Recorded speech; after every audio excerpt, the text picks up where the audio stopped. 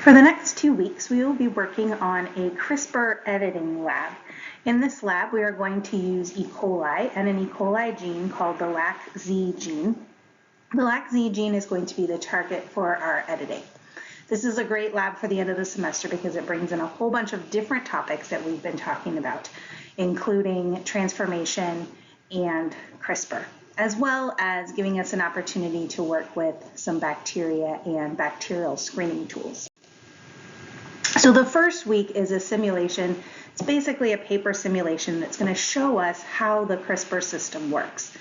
So for this lab, you'll need your actual introduction and your summary sheet for 12A. And then you will also need the printed sequences and SG guide RNA and also the Cas9 protein images. So you should have 3 sheets of paper. You'll need some scissors and you'll need some Scotch tape for this. There are 4 components to the CRISPR editing system. We'll work through how the CRISPR-Cas9 system works, how it works for editing, and then we'll also talk about the LAC-Z gene.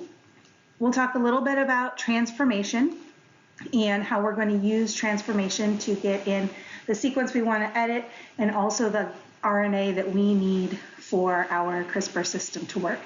And then finally, we will go over screening for our edited bacterial colonies. The focus of this video is going to be the CRISPR-Cas9 system and editing. And then next week, we will go over all of the other topics, the gene, transformation, and screening.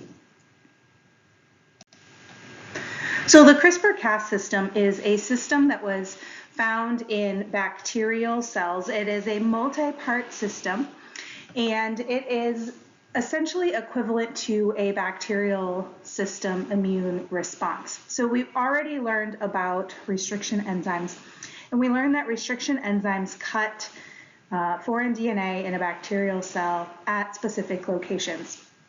So CRISPR system does that, but then it also goes a step further and actually integrates pieces of that foreign DNA into the genome.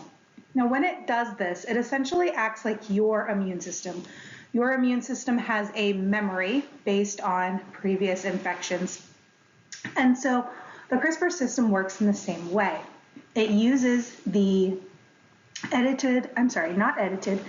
uses the viral DNA or bacterial DNA that has infected the cell, and it places copies of it into its own genome. And then from there, it continually expresses small RNA molecules through transcription of these little pieces. And the purpose of this is so that if that viral DNA infects the cell again, the bacteria can recognize it really quickly and break it down before it even comes in. So the basis of this system is called the CRISPR array. The CRISPR array is named because of the way it's arranged within the genome. So CRISPR stands for clustered, regularly interspersed short palindromic repeats. Now that's a huge mouthful, so that's why we just call it CRISPR. But basically what happens is the virus injects its DNA, the bacteriophage injects its DNA into the host cell. And then the host cell cuts it up using restriction enzymes. A little fragment of the viral DNA is then inserted into the CRISPR region of the genome. Now it's called clustered regularly interspersed because there are these short little spacer sequences seen in the teal blue here.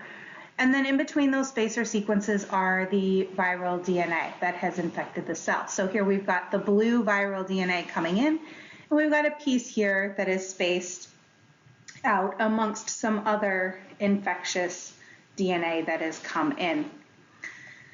The short palindromic repeats part comes from the makeup of these little spacer sequences. And those spacer sequences are palindromic sequences, and those palindromes repeat for each spacer sequence. So from here then, the bacteria basically have a little memory of the invading virus DNA.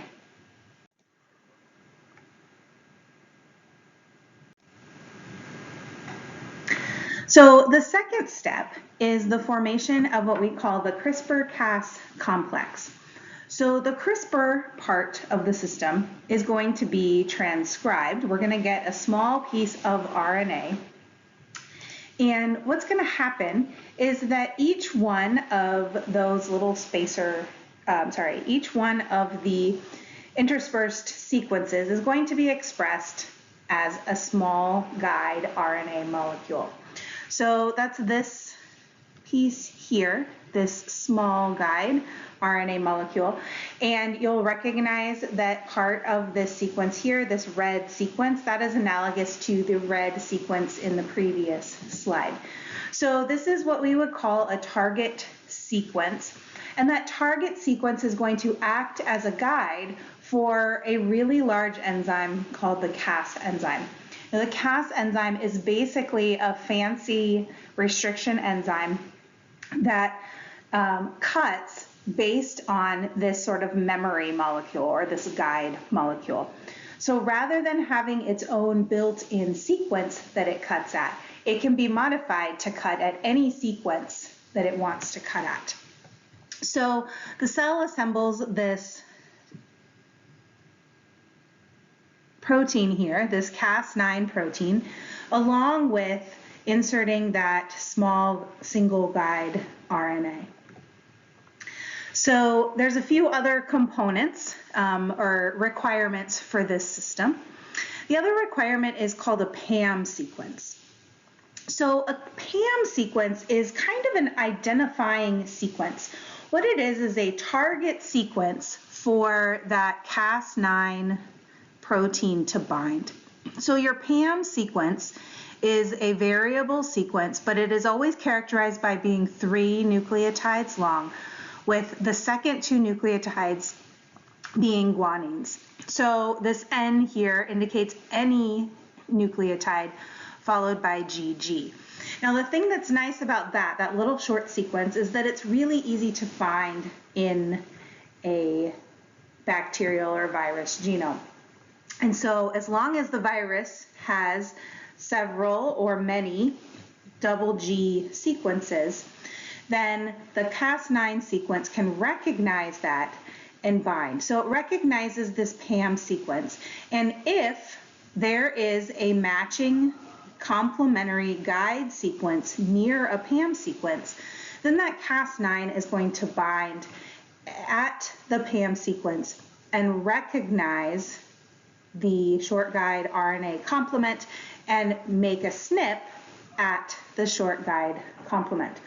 So basically what it's doing is the same thing that a restriction enzyme is doing, but it can be modified for any sequence that needs to be cut, any sequence that comes out of that CRISPR array.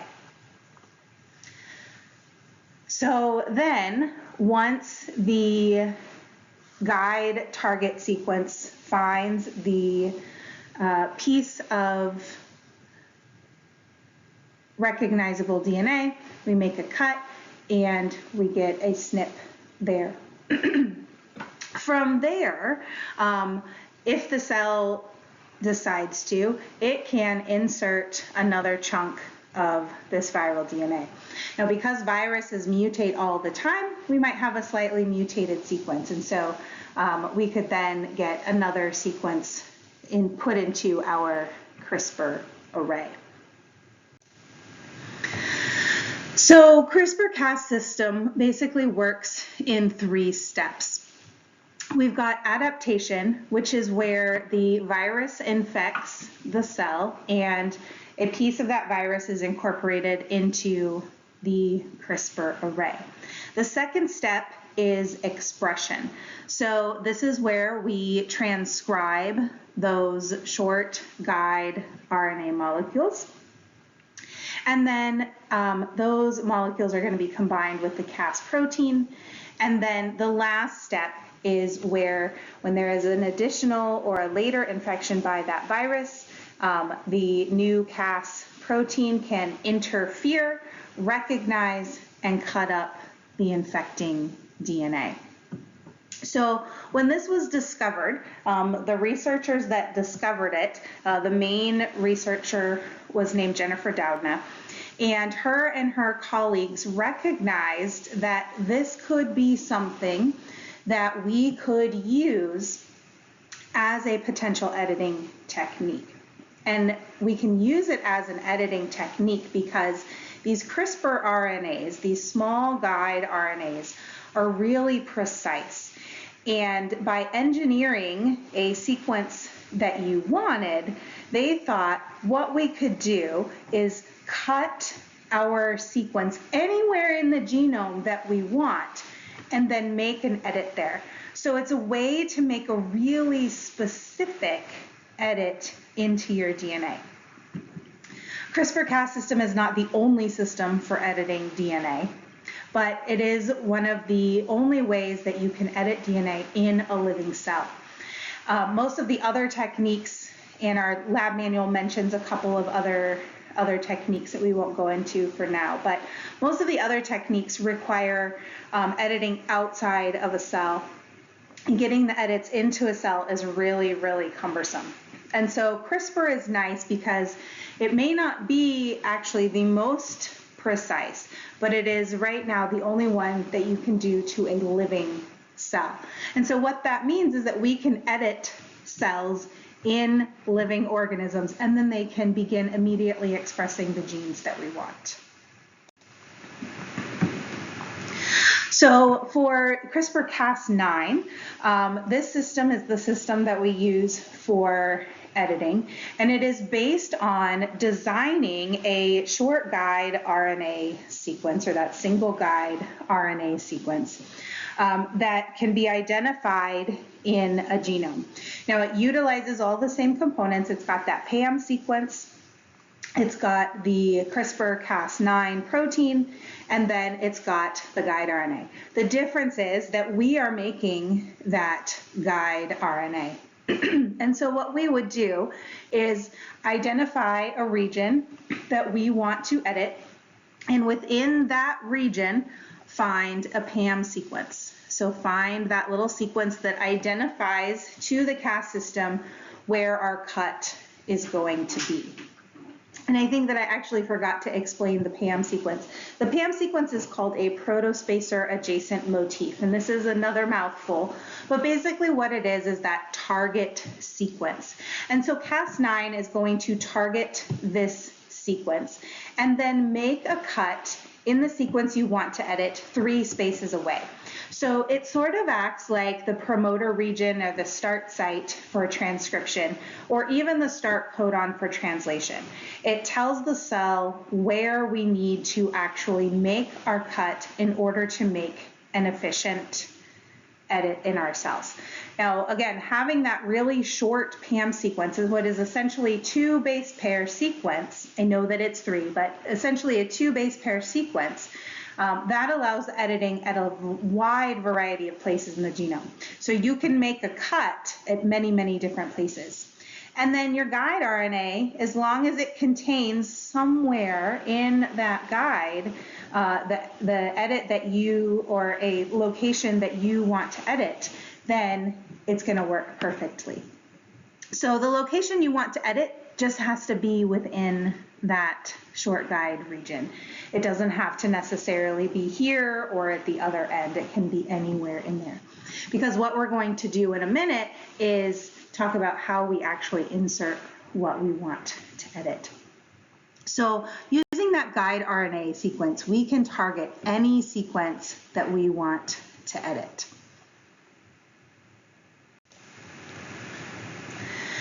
So in this lab, we are going to be making our base changes based on something called homology-directed repair. Now using this, you can edit a single base, you can insert a sequence, you can remove a sequence, you can change multiple bases. You can make any change that you want using this homologous repair. Because the CRISPR-Cas9 system is going to cut our DNA where we want it, and then it's going to, in the second step, we can insert whatever we want at that cut site. So homology-directed repair is basically a way to recombine the old pieces of the genome with a new piece going into that genome. And again, we can edit whatever we want as long as we have homologous sequences between the old sequence and the new.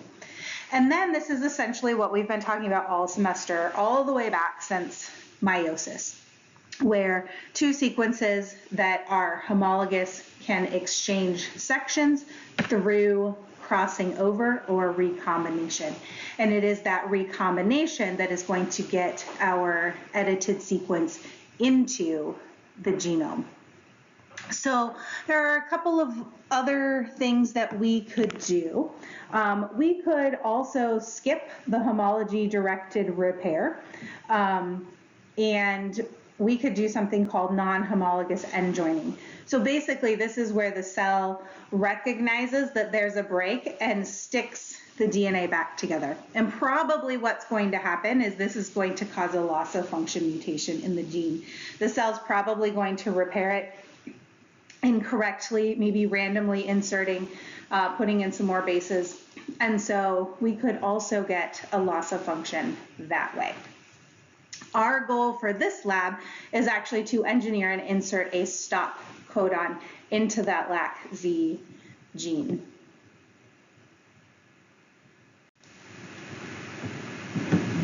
So in order to edit our gene, we are going to need our short guide DNA sequence.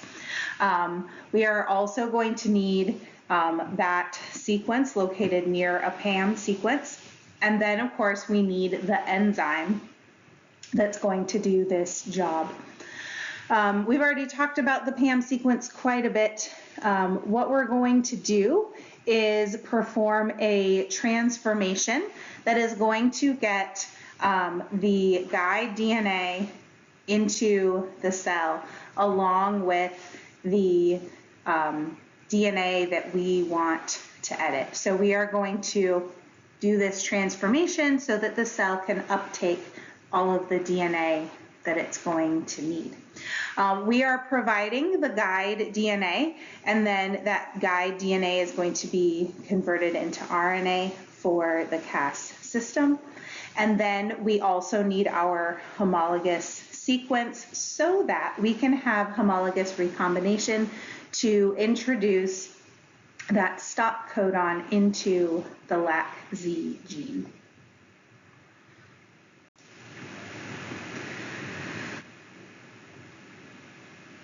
So we'll talk very briefly about homology-directed repair. As we go through our paper lab today, you are going to make a guide sequence based on cutting at a specific region. And then you are also going to simulate doing this homology-directed repair. Again, to do that, we are going to add in a stop codon, which is going to interrupt that LAC-Z gene. And again, we will talk about the LAC-Z gene and what it actually does in the cell next week. So this image shows homology-directed repair. So up here, we have our Cas9 system. We've got our genomic DNA. We've got that PAM spacer. And you'll notice that 3 base pairs away, it's a little hard to see because it's tiny, but 3 base pairs away, there is a cut site. This swirly hairpin loop piece of nucleic acid there is the short guide RNA. And so what's going to happen is that guide RNA, which is complementary to the sequence we want to edit, is going to disrupt the double helix. It is going to combine with the homologous sequence on one of the strands.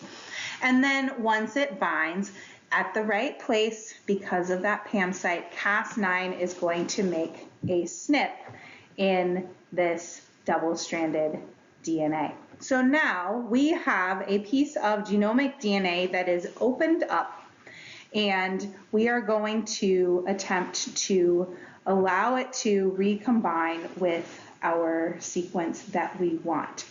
So here in the center, this is our genomic DNA.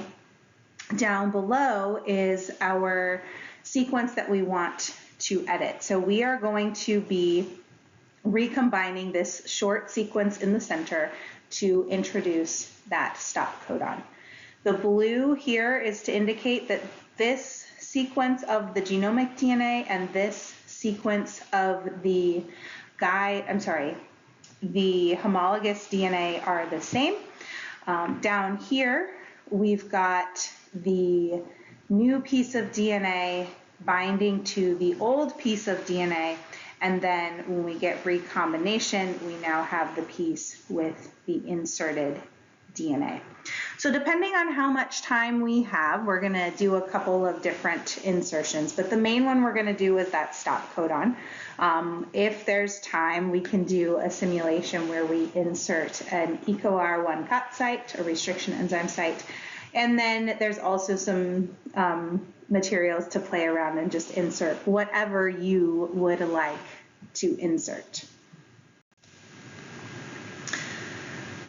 So if you would like another bit of information about CRISPR-Cas9, I would suggest Googling Bozeman Science CRISPR. Bozeman Science is a really great resource for sort of general biology and even more in-depth information, but they have a great history and summary with animations of CRISPR that's quite nice. So if you are doing this online, you are free to work on this on your own. If you're coming into office hours, please bring all of your lab materials with you for this lab and we will work through it together. I'm going to leave this up the next couple of slides just for a couple of seconds each so you can pause it. It just kind of goes through some of the steps for working on your CRISPR system. All of these same instructions are available in your lab manual, and you just need to follow them very, very carefully. Overall, this lab is not hard, but there is a lot of moving parts and a lot of things you have to identify on your own.